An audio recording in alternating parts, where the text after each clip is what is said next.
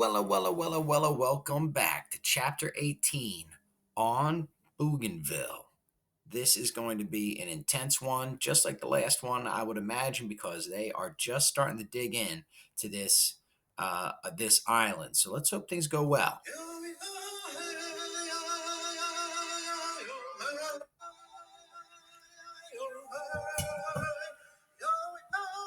Hey. Code Talker by Joseph Bruchak, published by the Penguin Group. Please excuse the mispronunciation of any Navajo words. Chapter 18, on Bougainville.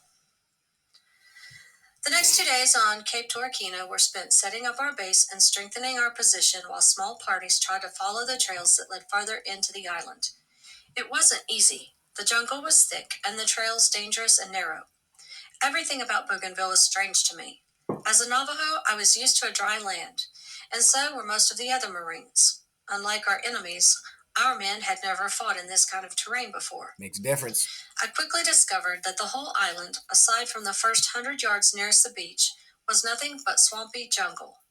Whenever I dug another foxhole, cutting down through ferns and rotted vegetation and tree roots and mud, the bottom of it would be filled with water by the time I finished. Whatever wasn't jungle was steep and rugged hills. There was even a volcano on that island, and while I was there, it was erupting. I'd read about volcanoes in my geography book, and I was excited at the prospect of being so close to a real one. One of the patrols I was on took us so high up on one of those hills that I was above the jungle. And there, only a mile or so away, was the volcano. Boy, that was something. It was all wreathed in smoke from the hot lava inside it. But the volcano was not the only hot thing on that island. Everything was boiling. Bougainville was even steamier than it had been on Guadalcanal. You felt like you were inside a stew pot with the lid on, and although it hardly seemed possible, the insects were fiercer here too. Are the mosquitoes like this where you come from? I asked Georgia Boy one night as we bedded down, trying to arrange our netting to keep out those buzzing bloodsuckers that always seem to find ways to get to our skin. Well, he drawled, there's not so many, but there is some big uns back home. But if we ties down the horses and cows at night, them mosquitoes don't usually carry 'em off. Speaking of horses, makes me remember the atabrine pills we had to take to keep from getting malaria. Why not? They were big enough to choke a horse, and always stuck in my throat when they were going down. They tasted bad, and that taste stayed with me for hours after taking them. They were awful. I hated those pills so much that I tried to avoid taking them. I would pretend to swallow while hiding the pill under my tongue. That way I could spit it out later. We had a radio tent set up as the base for our communications. Watch Officer Alex Williams was the supervisor there, and that was where we went to take our pills. Not only was the watch officer in charge of dispensing the pills to us, he had also been told to keep a very close eye on us Navajos. For some reason, we had developed a reputation. So when he handed me my pill, he would watch closely as I put it into my mouth. Hold on, Begay, he would say as I started to turn around. Drink this. Then he'd hand me a glass of water, stand there in front of me, and watch while I drank the whole thing to make sure the pill actually went down. Soon, however, I figured out a new way to avoid those awful pills. You know the moccasin game, grandchildren, where we have two teams and one hides the stone, either in one of their hands or in the moccasin, while the other team tries to guess where it is? It is that same game that the ancient animals of the night played long ago against the ancient creatures of the day. If the night creatures won, then there would be darkness all the time on the earth. That was what such creatures of the night as owl and bat and bear wanted.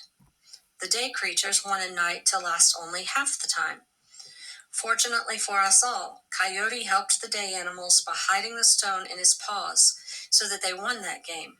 Just like Coyote, I started palming my malaria pill before putting it in my mouth. It was so much fun trying to trick our watch officer that before long all the other Navajos were doing what I did and not taking their atabrine.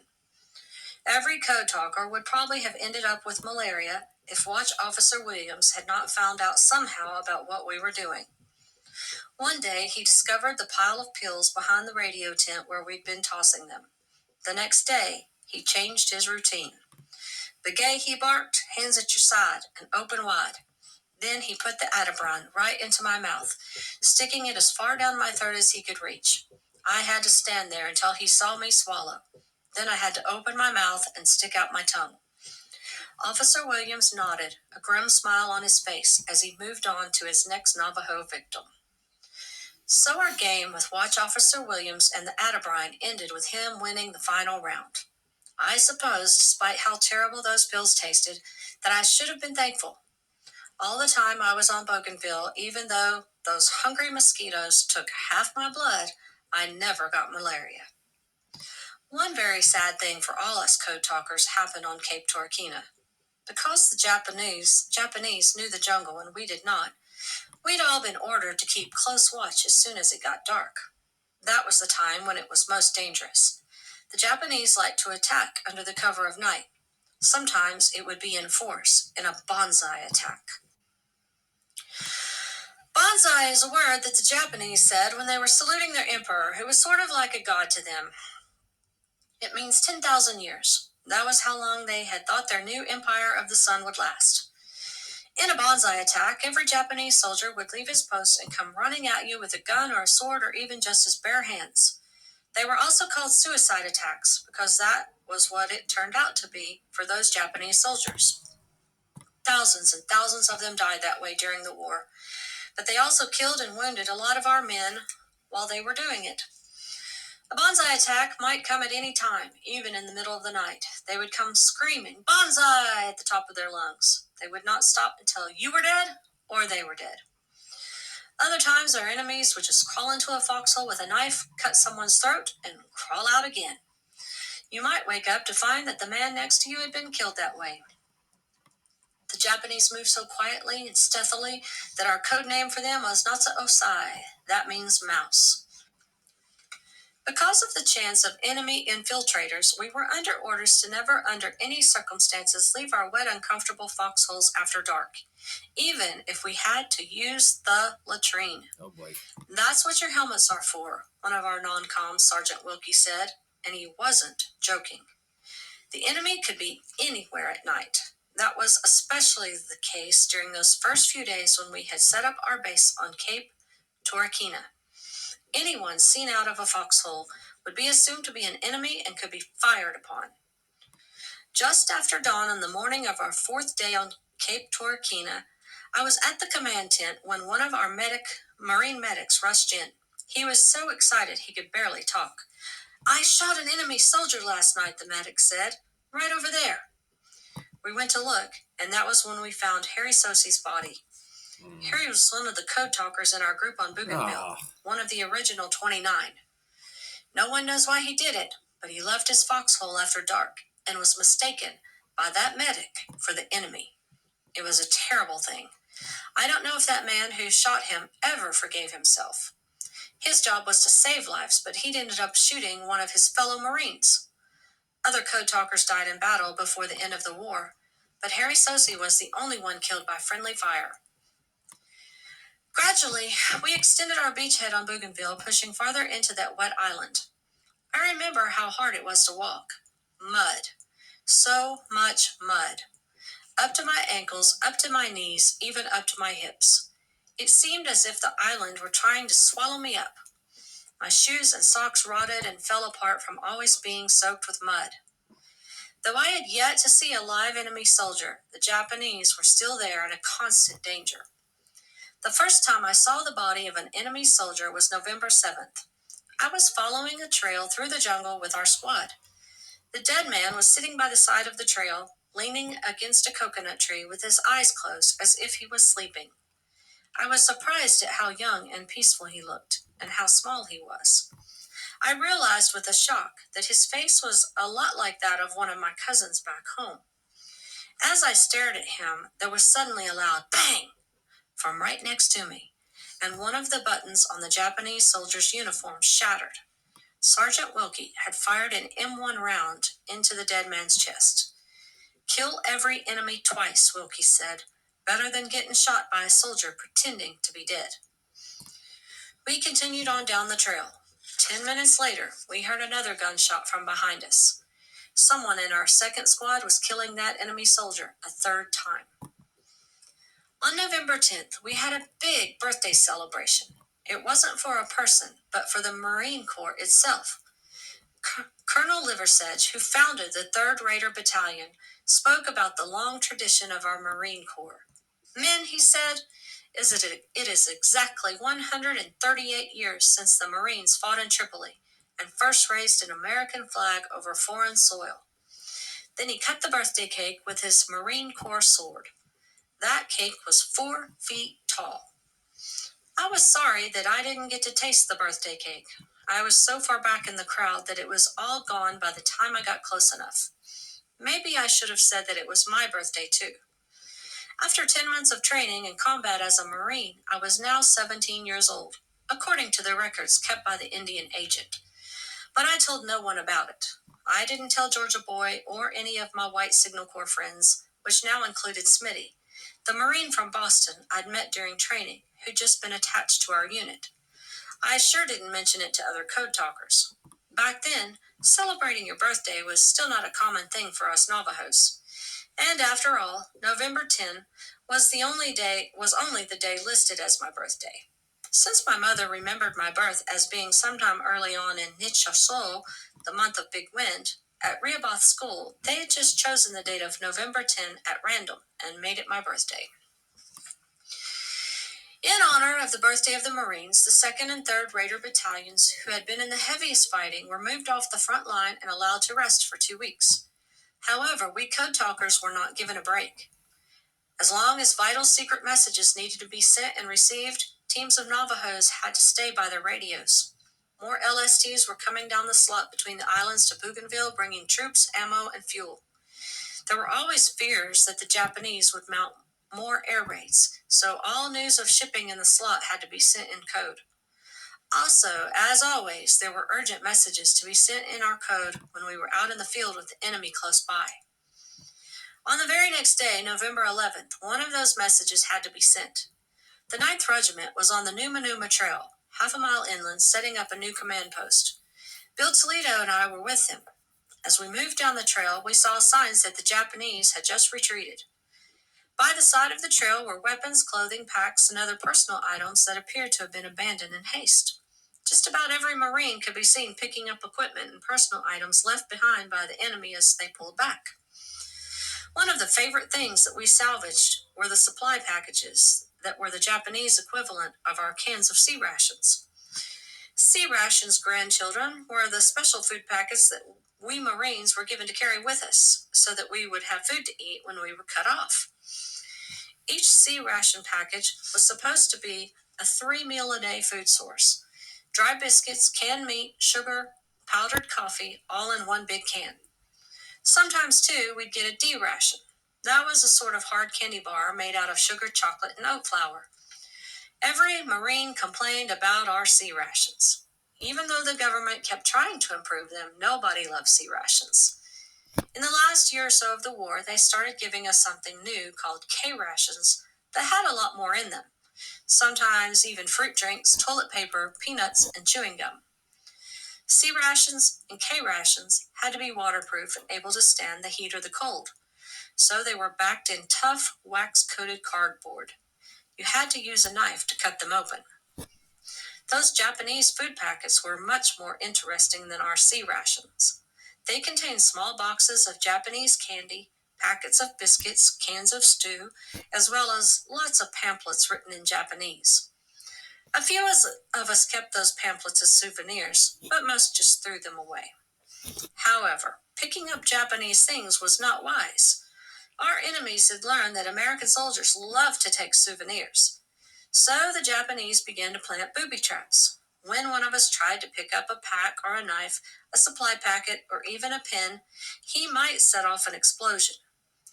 I had just finished stowing a Japanese food packet in a bag when I heard the harsh sound of an explosion from further up on the trail. Two Marines had just been wounded in their arms and legs by shrapnel when they tried to retrieve a seemingly discarded 35 caliber Japanese machine pistol. After sorting out what had happened, our lieutenant turned to us code talkers. "Set up and get ready to send," he ordered as he began to write his message on a pad. We fastened our radio to a big palm tree and I cranked it up while Bill put on the headphones and picked up the microphone. Then I read off our lieutenant's message to him as I had translated it into our code and written it on my own pad. Da-a-a, ka-ta-a-ta, da-as-ja, ba, notsasai, gaso denai ba wo blahai, da nalai ya, hi, de tahai, sna dal nasnil do el asta baha this. In English, that meant, "To all units, Japanese are booby-trapping personal equipment, installations, and bivouacs. Over."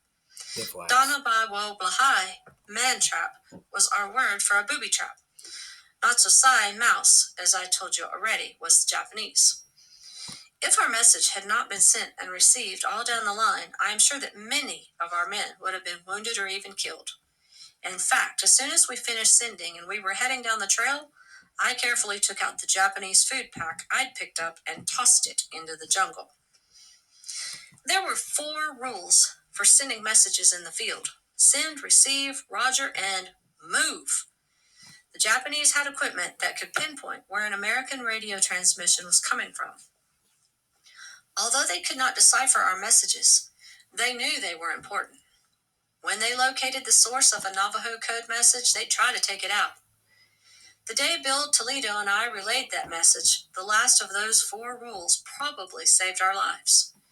No sooner had we shut off the radio and tied it from the tree and moved than a Japanese mortar round landed behind us, right where we had been sending and receiving. Those 2 months on Bougainville were so hard and strange. It wasn't just the Japanese attacks. The earth itself seemed displeased at the warfare being waged upon it. The deep mud that sucked at our feet, the swarms of insects, the eruptions of the volcano were like messages of the island's unhappiness. On December 6th, the whole place began to quiver underfoot like a giant animal trying to shake fleas from its back. I was on a little hill in the jungle, with several other Marines looking down on the valley below, which was still in Japanese hands. Until the quake, we'd seen no signs of the enemy. That changed as the ground shook and rolled and the tall palm trees in the valley began to whip back and forth. "Look at that," Smitty said, pointing down into the valley. Japanese snipers who had been tied in high up among the palm fronds were falling out of the tops of those trees like coconuts. It probably seemed to them, as it did to me, like the end of the world. However, that earthquake ended after only a few moments. Some of the men who had lived in California were used to earthquakes, and they laughed at us. But even the California boys did not climb back into their foxholes that night, for fear the earth might move again, and bury them alive. The construction battalions, the Seabees, were working hard. In no time at all, they put up piers, a mess hall, warehouses, and a hospital where there'd been nothing but a jungle a few days before. It was amazing what those Seabees could do in such a short time. I really appreciated them, for they made all of our lives a lot easier. Some of the men in the 2nd Raider Regiment of our 3rd Marine Division even made a tall wooden sign out of spare planks salvaged from packing crates. They put it where you could see it from the water. It read, "So when we reach the Isle of Japan with our caps at a jaunty tilt, we'll enter the city of Tokyo on the roads the Seabees built." The Seabees also built a base for PT boats on Puratu Island. PTs were fast little patrol boats that were heavily armed. The men who commanded them were the bravest and most reckless boatmen in the Navy. They had no armor at all, but relied on their speed and maneuverability in battle. One morning, late in November, 2 PTs came in escorting a landing craft that had just rescued some Marines who had been trapped on a riverbank. Another of my white buddies attached to our Signal Corps unit was there with me, Smitty, that same blonde Marine from Boston I'd first met at Camp Elliott. I was seeing a lot of Smitty on Bougainville. Ever since our 3rd day on Cape Torquina, either he or Georgia Boy had been by my side most of the time. Years later, I found out that Smitty had a double assignment. His job was not just to serve in our Signal Corps unit, but also to watch over me and protect me, not from the Japanese, but from other Marines who might mistake me for an enemy in disguise because of my brown skin and the sort of Asian look a lot of us Navajos have. See that fellow there, Smitty said, cocking his thumb at a red-headed lieutenant behind the wheel of one of the PT boats. His father's Joe Kennedy. His family runs our whole state of Massachusetts, but he's out there risking his life in those motorized egg crates. You know, the last boat he was in got sunk. He gets out of this war alive, he'll probably be our next senator. Want to meet him? He likes Indians. I shook my head. I was shy back then around people I didn't know. So Smitty and I just stood and watched from a distance as that young brown-haired lieutenant climbed out of his boat and went up on the pier to the mess hall without noticing us. You know, grandchildren, Smitty was right. Just 2 years later, that brown-haired young man was elected to Congress and eventually became President of the United States. So I suppose you could say that John F. Kennedy was the most famous man I almost met. I never visited the White House while JFK was president, for our story was still top secret in those years. I was not invited to Washington to meet the president until many years later. Yikes. Things kept moving ahead. The Seabees finished the small airfield at Cape Torquina, and were almost done with the bigger one at Piva that would handle bombers. On December 26th, the orders were given for the Marines to pack up. We had established the American presence on the island and pushed the Japanese back. From here on in, Army units would take over. The doggies wouldn't have it easy, but the hardest part had been done. Airstrikes from Bougainville would soon be hitting the main Japanese base at Rabaul so hard that it would be wiped out. We finally had time to relax. For the first time in weeks, we could bathe, get fresh clothing, and sleep without fear of attack. Best of all, mail call brought me a letter from my parents. Their letter read, Dear son, all is good with us. We are glad for the pay money you send us. We are all eating well and in health.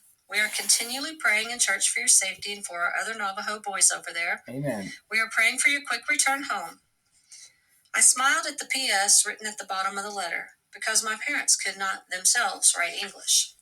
They had dictated it to my sister, who is now in her 6th year of school. P.S. Big brother, I am writing this for our mother and father just as they have said it to me. I wish I could be there with you. School is so boring. I have the same teachers you had, and they are just as bad as you said. I can't wait for you to get home and tell me all about your adventures. Then I will not be bored. Return soon. I would not be returning home soon. I'd already gotten my orders. I had to train for a landing on yet another island.